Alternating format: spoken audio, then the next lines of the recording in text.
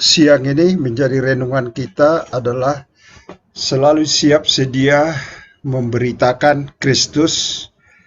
Natnya dari Lukas 8 ayat 39, firman Allah yang hidup. Pulanglah kepada keluargamu, kata Yesus, dan ceritakanlah kepada mereka tentang kemurahan Allah yang telah dinyatakan kepadamu. Orang itu pergi ke seluruh kota, menceritakan kepada semua orang tentang mujizat yang telah dilakukan oleh Yesus. Mari kita berdoa. Bapa, kami sungguh berterima kasih karena kami siap merenungkan firman Allah yang hidup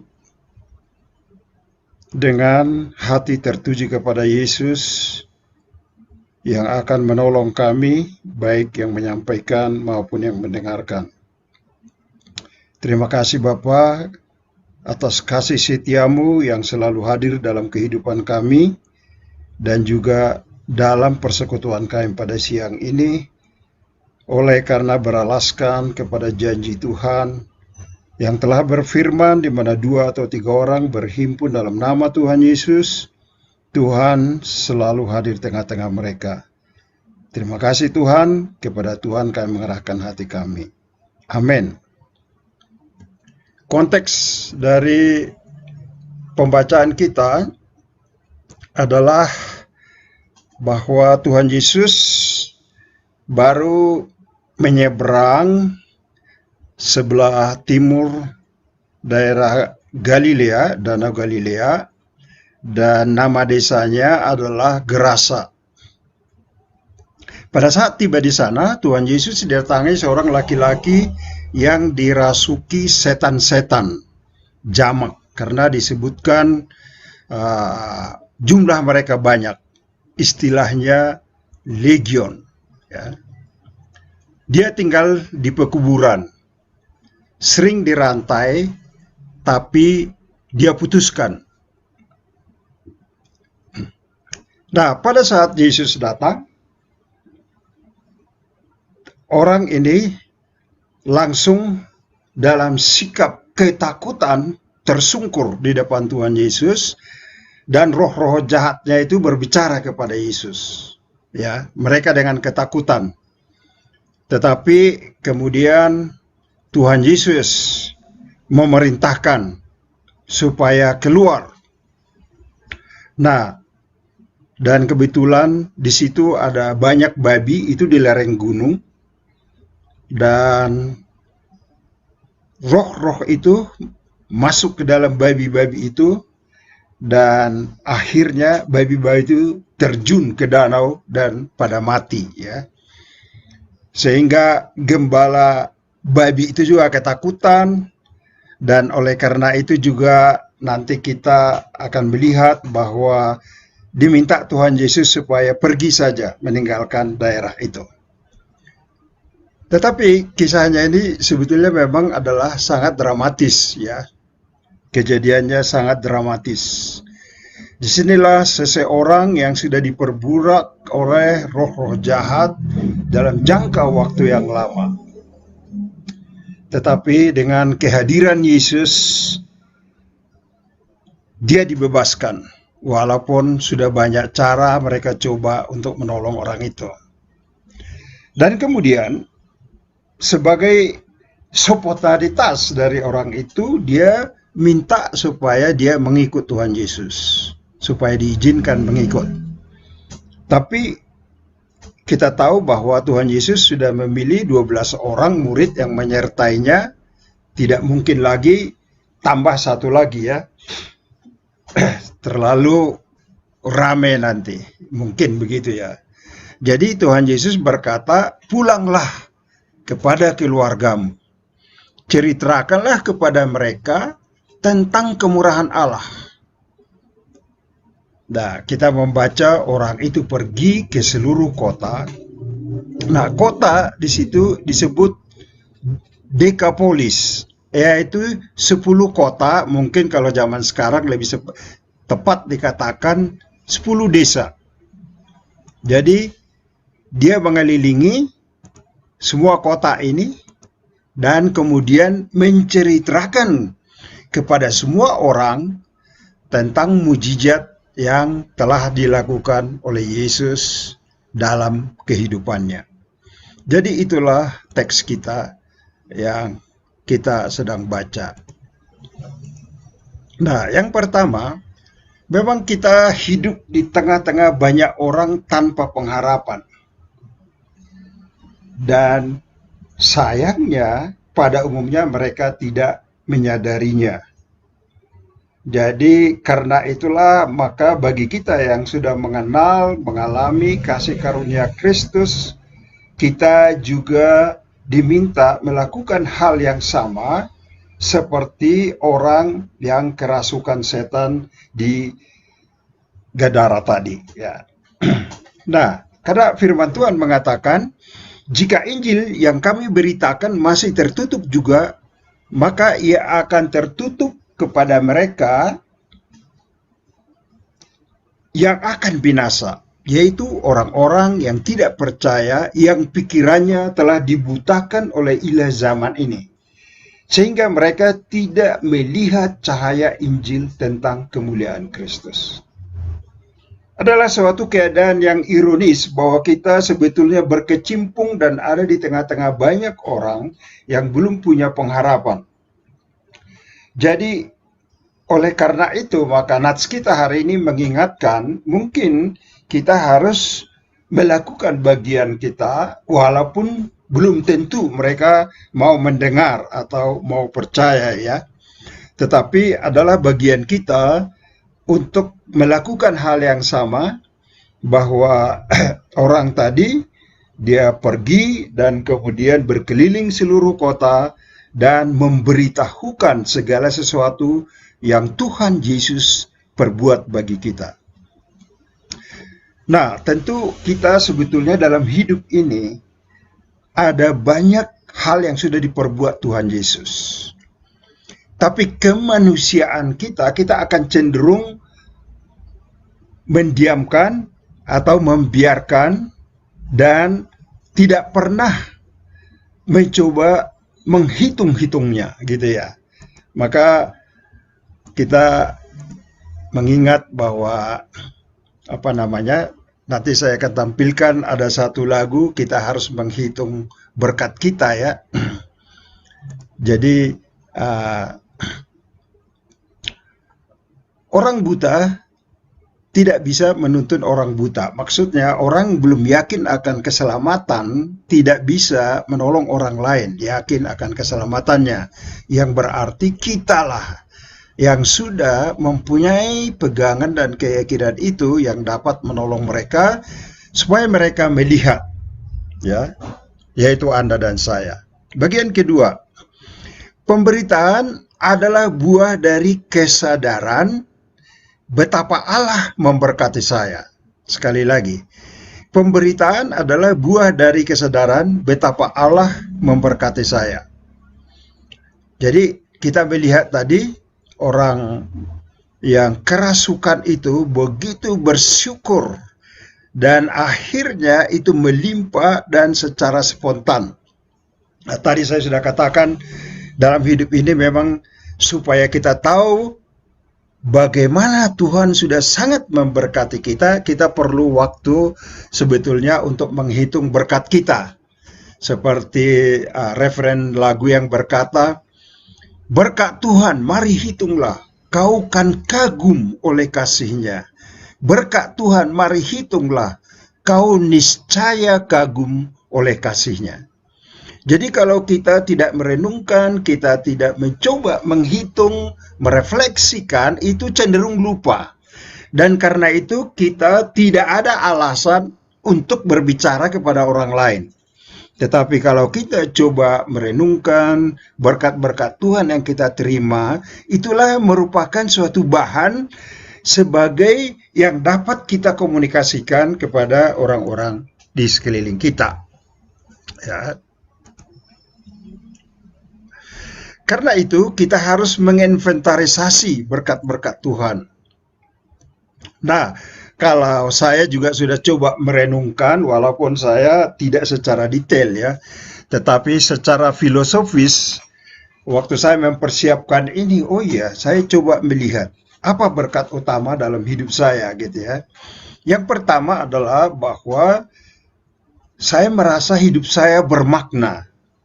Bermakna karena saya bukan kebetulan ada sekarang ini ya. Dan karena bermakna berarti di dalam Tuhan Yesus juga sudah ada tujuan.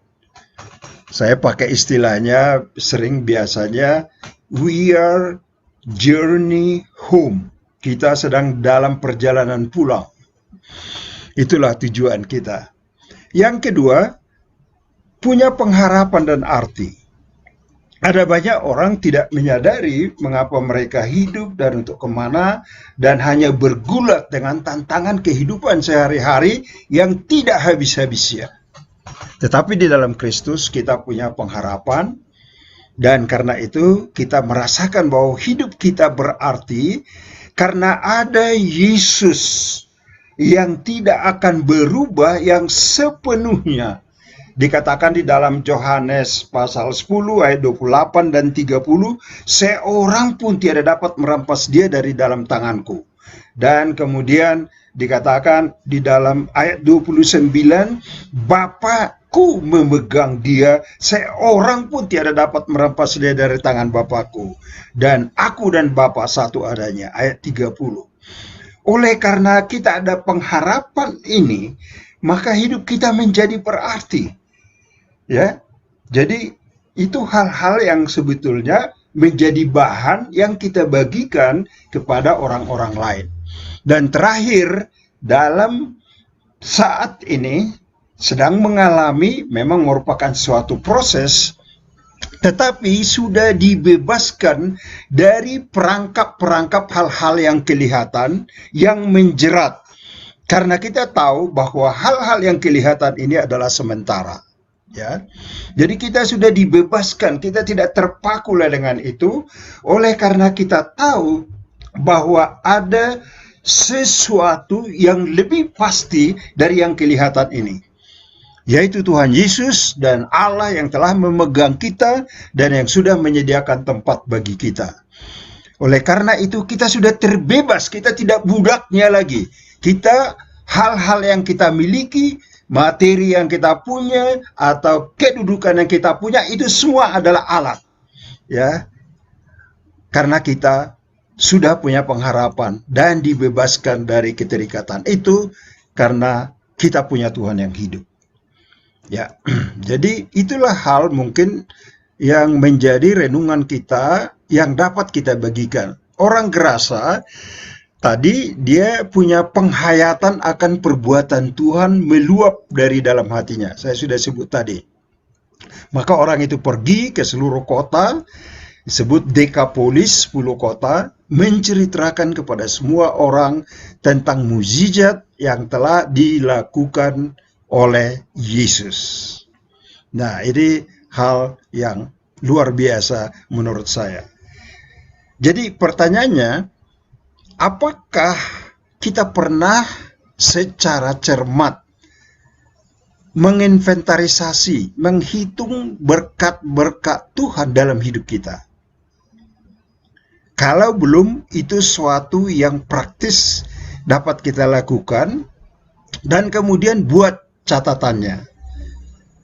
Lantas pekerjaan yang kedua adalah pikirkan bagaimana cara membagikannya, mengkomunikasikannya yang secara wajar kepada saudara-saudara lain yang ada di sekeliling kita, ya, yang ada di sekeliling kita.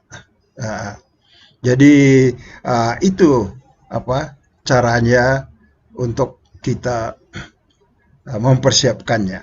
Baik.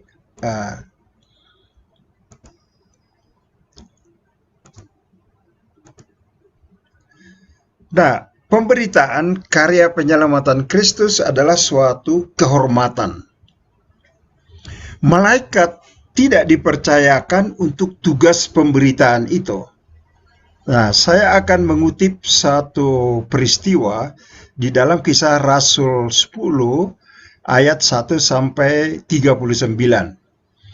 Jadi pada suatu hari sekitar jam 3 sore ada seorang bernama Cornelius yang sudah menyembah Allah, tetapi karena dia bukan orang Yahudi, dia baru dalam tahap bahwa dia percaya ada Allah, tapi bagaimana berikutnya, bagaimana mendapat keampunan, dia belum jelas. Maka pada sore itu datanglah malaikat. Kemudian malaikat itu berkata kepada Cornelius, suruhlah orang menjemput Petrus ke Yope. Itu perjalanan sehari, ya, supaya dia memberitahukan kepadamu, karena Allah telah mendengarkan doa-doamu. Jadi secara skema keadaannya seperti ini. Jadi ada malaikat ya datang kepada Cornelius, perwira Romawi yang takut akan Allah, dan malaikat itu berkata, suruhlah orang pergi ke Yope. Jadi disuruh orang pergi ke Yope. Kenapa? Karena di sana ada Petrus. Ya, supaya Petrus memberitahukan kepadamu apa yang harus kamu percaya.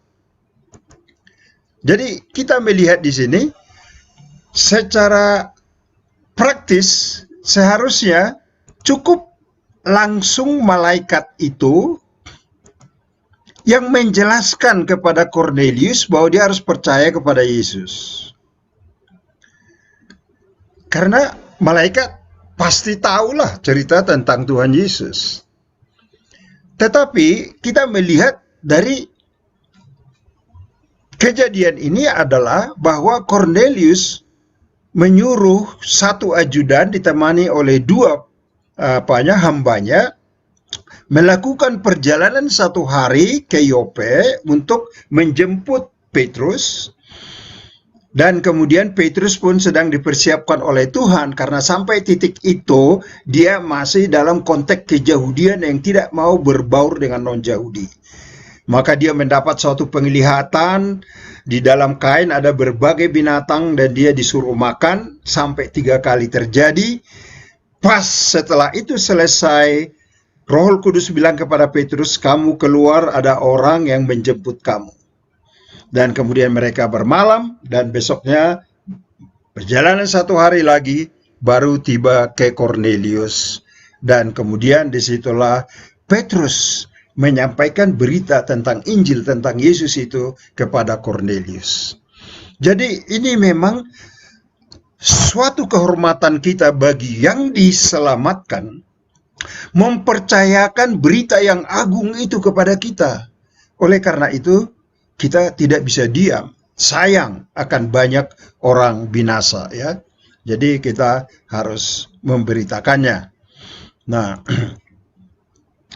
lantas bagian yang ketiga, mungkin kita berkata, saya mau, tapi tidak tahu caranya.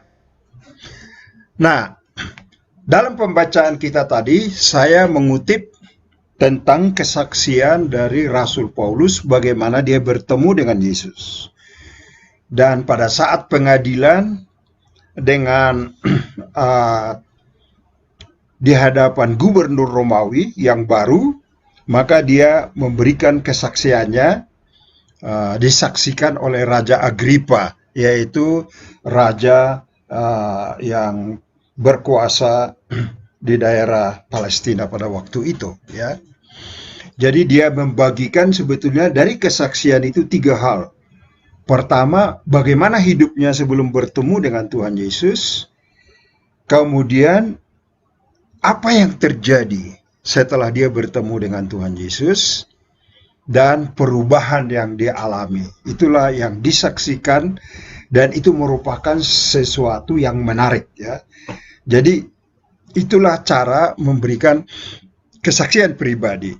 Tetapi yang untuk saat ini yang saya mau bagikan, ada cara mungkin dalam konteks kita sekarang sedikit lebih halus gitu ya. Ya, untuk bagaimana kita melakukan hal yang sama seperti yang telah dilakukan oleh orang dari yang sudah disembuhkan Tuhan Yesus tadi, bahwa dia pulang menceritakan kepada mereka tentang kemurahan Allah. Jadi pokok berita kita adalah tentang kemurahan Allah dalam hidup kita. Jadi itu seharusnya bisa kita ceritakan secara spontan, tetapi perlu dirangkai. Jadi kita perlu membuat daftar inventarisasinya perbuatan Allah dalam kehidupan kita. Jadi apa-apa kira-kira ya. Nah, juga supaya tidak terlalu dianggap seperti kita sok suci, maka tentu kita melakukan cara pendekatan. Jadi supaya kita punya hak didengar orang, kita harus mendengar orang lain dulu. Jadi kita dengan bertanya, sedang memikirkan apa belakangan ini, misalnya kepada orang yang kita sedang berjumpa. Dan dia bercerita, kita menjadi pendengar yang baik. Lantas karena kita mau mendengar keseluruhan ceritanya, kita bertanya lagi, apa pengaruhnya kepada Anda saat ini dengan apa yang Anda pikirkan tadi gitu ya. Nah, setelah dia bercerita dan mendengar, baru kita menawarkan, saya ingin menceritakan sesuatu yang bermakna dalam hidup saya. Apakah Anda bersedia mendengar gitu ya? Saya ingin menceritakan sesuatu yang bermakna dalam hidup saya. Cara pengungkapan ini bisa banyak hal ya. Atau misalnya katakan, saya punya pengalaman yang aneh tapi nyata dalam hidup ini. Ada sesuatu yang saya yakini walaupun tidak kelihatan. Jadi ini memang mungkin aneh, tapi nyata dalam hidup saya gitu ya. Nah, apakah misalnya kenyataan itu? Mungkin kita misalnya mengatakan ya, bahwa sebetulnya saya tidak punya banyak materi atau harta. Tapi saya merasa tenang dan nyaman. Saya tidak merasa khawatir mengenai hari besok, saya tidak merasa bahwa saya kekurangan gitu ya. Padahal saya sebetulnya tidak punya banyak harta yang berlimpah-limpah. Nah, ini adalah sesuatu yang nyata. Nah, ini bukan kebetulan gitu. Jadi itulah cara-cara pengantar untuk membuat orang mudah-mudahan tertarik dengan cerita kita. Ya, jadi pernyataan kita sebetulnya kita buat supaya pendengar penasaran gitu. Sehingga dengan itu mudah-mudahan dia mau mendengar. Oke. Nah, yang berikutnya adalah kita harus belajar mengenai divine moment ya. Kita harus belajar mengenai divine moment. Divine moment adalah pengalaman Filipus. Dia sedang asik sebetulnya melakukan pelayanan di daerah Samaria, tapi pada suatu saat Roh Kudus berbicara kepada dia, pergi ke jalan arah ke Gaza. Karena di sana ada seorang yang membutuhkan berita Injil itu, begitu ya. Dan kemudian dia taati itu, dan ternyata dia ketemu dengan seorang sida-sida dari Ethiopia, seorang pembesar, yang sedang membaca kitab Yesaya. Ya, jadi dia sedang membaca kitab Yesaya. Oke. Nah, karena dia sedang membaca kitab Yesaya, maka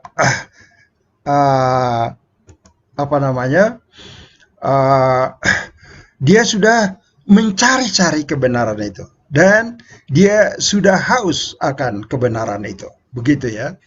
Nah, sehingga pada saat itu, tatkala didengar oleh Filipus, dia membaca kitab Yesaya, dia bertanya, apakah Bapak mengerti apa yang Bapak baca? Lantas dia menjawab, bagaimanakah saya mengerti kalau tidak ada orang yang menjelaskan? Dan di situ maka Filipus naik ke keretanya itu, kemudian dia menjelaskan, dan dia siap untuk percaya kepada Yesus, dan kemudian dia dibaptis. Inilah merupakan divine moment bagi Filipus. Di tengah-tengah kesibukannya, Tuhan memberikan kesan di dalam hatinya yang cukup kuat, dan dia menaati kesan itu. Nah, kalau kita ragu-ragu apakah kesan ini dari Tuhan atau tidak, apakah ini pikiran saya, kita bisa mendoakan. Tuhan, kalau ini dari Tuhan, biarlah Tuhan terus berbicara keras. Tetapi kalau ini bukan dari Tuhan, hilangkan dari pikiran saya. Kita bisa menguji dan menyatakannya seperti itu. Oke, jadi itu sedikit mengenai membawa berita itu. Nah, di dalam Alkitab, di dalam kitab Roma dikatakan alangkah indahnya jejak langkah pembawa berita itu. Dan itu adalah sesuatu yang indah. Membawa berita tentang Tuhan Yesus itu dikatakan firman Tuhan di dalam kitab Roma adalah sesuatu yang indah. Nah, tentang pembawa berita yang dinyatakan Paulus di situ, itu sebetulnya ada historisnya. Ada konteksnya pada zaman itu, ya, konteksnya. Nah, saya akan cerita mengenai pembawa berita itu sebagai penutup. Jadi Roma 10:15 mengatakan betapa indahnya bunyi langkah kaki orang-orang yang memberitakan Injil perdamaian Allah, ini firman Allah yang hidup, dan membawa berita gembira tentang hal-hal yang baik. Oke. Nah, pemberita itu sebetulnya adalah ada suatu legenda di mana seorang pelari bernama Peidipides pada tahun 490 sebelum Masehi. Pada waktu itu Persia di bawah pemerintahan Darius memerangi Yunani. Nah, dia mulai, saya baca di Wikipedia, mulai dari arah utara masuk ke selatan, begitu ya. Dan terakhir sebelum masuk ke Athena, maka mereka di satu pantai namanya Marathon. Nah, di dalam setiap peperangan biasanya ada seseorang sebagai pengamat yang bertugas pembawa berita. Jadi pada waktu perang antara Persia dengan Yunani itu di Marathon, maka pertempuran itu sangat sengit dan akhirnya Persia kalah. Ini juga bisa dibaca di dalam buku-buku sejarah umum, ya. Persia kalah.